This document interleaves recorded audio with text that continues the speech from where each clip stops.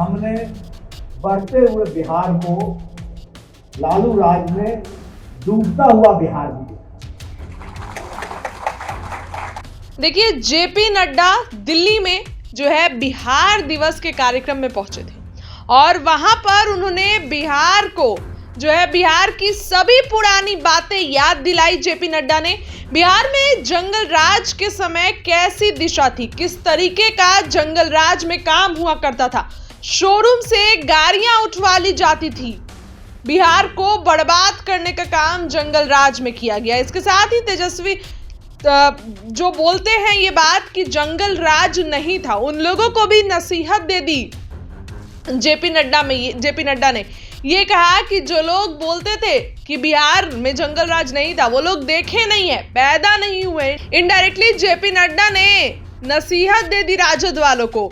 वहीं आप देखिए कि नीतीश कुमार की बड़ाई की, नीतीश कुमार के बारे में ये कहा कि कितना विकास हुआ है बिहार में। जेपी नड्डा का ये वीडियो आपको दिखाएंगे जो बीजेपी के पेज पर अपलोड हुआ और वो वीडियो आपको यहाँ पर दिखाएंगे किस तरीके से जेपी नड्डा ने नीतीश कुमार का मंच से तारीफ की, नीतीश कुमार के बारे में, और बिहार में वो सभी पुरानी बातें याद दिलाई। क्या कुछ कह रहे जेपी नड्डा, उनकी बात को सुनिए। हमने बढ़ते हुए बिहार को लालू राज में डूबता हुआ बिहार भी देखा और मैं बड़े स्पष्ट शब्दों में कहना चाहता हूं। आप बताइए, एक समय ऐसा आया कि नहीं आया कि 5 बजे के बाद पटना शहर घूमना मुश्किल था? मैं सच बोल रहा हूं, पत्रकार भाइयों को बता दो जो मैं बोल रहा हूं वो सच बोल रहा हूं। एग्जीबिशन रोड, हमारा एयरपोर्ट रोड, ये जो कभी चहलकदमी के इलाके हुआ करते थे, मैंने वो दिन भी पटना में देखा है जब जयप्रकाश नारायण के आंदोलन के लिए फणेश्वर नाथ रेणु ने अपना पद्मश्री छोड़ दिया था और उस आंदोलन में जुड़े थे। मैंने वो समय भी देखा है जब कॉफी बोर्ड में ऐसे महारथियों के साथ चाय पीने का अवसर भी मिलता, और मैंने वो समय भी देखा है जब किसी शोरूम से गाड़ी को निकाल करके किसी की शादी में बारात में शामिल होने का भी अनुभव देखा। ये बदलता बिहार देखा, ये डूबता बिहार देखा। और इसलिए आजकल जो लोग बोलते हैं कि जंगल राज नहीं था, अरे तुम तो उस समय पढ़ भी नहीं रहे थे, पैदा भी नहीं हुए। और मैंने तो संसद में कहा कि ये जो मीसा जी हैं,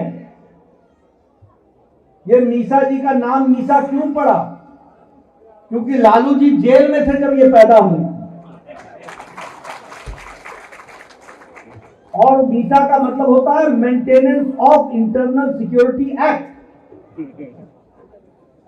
तो maintenance of internal security act में जेल में थे, और यही जब बिहार के मुख्यमंत्री बने तो क्या हाल बिहार का बना दिया।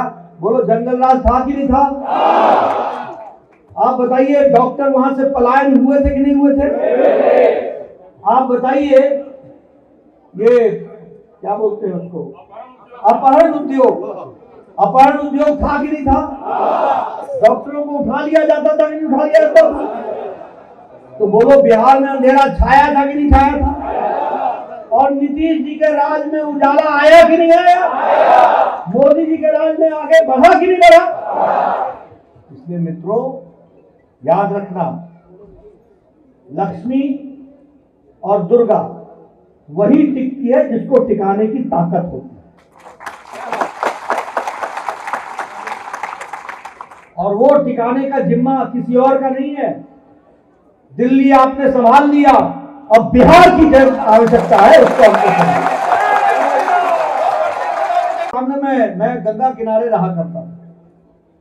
1971 में मेरी उम्र 11 साल थी और मैंने अपने सामने गांधी सेतु के एक एक पौवे को निकलते हुए देखा है, गंगा के पौवे, एक एक पौवे। और 1971 में से पौवा निकलना शुरू हुआ और वो बनना शुरू हुआ। बनने की तैयारी में 85 क्रॉस कर गया, 1985 क्रॉस कर गया। आधा बना, ये स्थिति थी। ठेकेदार एक बार नहीं कई बार छोड़ के गया। लेकिन आज आप बिहार को देखो तो आपको बिहार बनता हुआ बिहार दिखेगा। मैरीन ड्राइव दिखता है आपको, मैरीन ड्राइव दिखता है। मैं ठीक बोल रहा हूं कि नहीं बोल रहा हूं? आपको बताने की जरूरत तो नहीं है कि मैरीन ड्राइव कहां है। आपने देखा है ना गंगा किनारे किस तरीके से बन करके तैयार हुआ। आपने देखा है ना जो रेल की लाइन भी और रोड की लाइन भी किस तरीके से गंगा को क्रॉस कर रही है। देखा है ना? देखा है भैया? तो जरा जोर से बोलो ना, देखा है। मैं इसलिए बता रहा हूं कि उत्तर बिहार और दक्षिण बिहार का पार्ट इतना बड़ा था कि पहले महेंद्र घाट जाना पड़ता था, रेलवे का स्टीमर पकड़ना पड़ता था, और फिर बाढ़ में से गुजरते हुए जाकर के 1.5 घंटा का स्टीमर करने के बाद पहले जा घाट उतरना पड़ता। याद है? और बच्चा बाबू का जहाज याद है? एनसीटी घाट याद है? तो ये सब बातें इसलिए याद रखना चाहिए कि जाने का मतलब उत्तर भारत जाने के, उत्तर बिहार जाने का मतलब ये होता था आधा दिन तो गंगा मैया को समर्पित, और फिर वहां पहुंच करके और बालू में अपना सब झाड़ झूड़ करके। ठीक बोल रहा हूं कि नहीं? दियरा पर झाड़ते थे कि नहीं झाड़ते थे? और फिर जाकर के गाड़ी में बैठ करके आगे आप सफर करते।